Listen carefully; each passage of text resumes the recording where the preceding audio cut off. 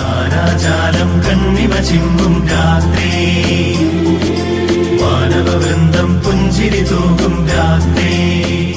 നോമ്പിന്റെ 19-ാം ദിവസം കാരുണ്യ പ്രവൃത്തികളിൽ നാം ധ്യാനിക്കുന്നത് ദുഃഖിതരെ ആശ്വസിപ്പിക്കുന്നത്. പ്രിയ സഹോദരങ്ങളെ, വിശുദ്ധ സുവിശേഷത്തിൽ ലൂക്ക 7 നായിൻ എന്ന പട്ടണത്തിൽ ഒരു വിധവയുടെ ഏകപുത്രൻ മരിച്ച ഒരു സമയത്തെക്കുറിച്ച് സുവിശേഷം പറയുന്നുണ്ട്. കർത്താവ് അവളെ കണ്ട് കർത്താവിനെ മനസ്സലിഞ്ഞ് അവളെ സഹായിക്കുന്ന ഒരു രംഗം സുവിശേഷത്തിൽ നാം കാണുന്നു. വേദനിക്കുന്നവരോട്, ദരിദ്രരോട് പക്ഷം ചേരുന്ന ഒരു ശുശ്രൂഷ ദൗത്യമാണ് സ്വർഗം നമുക്ക് നൽകിയിട്ടുള്ളത്.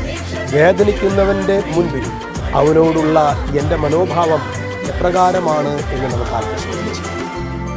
യേശുവേ, കാരുണ്യം എന്നിൽ വർഷിക്കണമേ, ഇപ്പോഴും എപ്പോഴും എന്നേക്കും.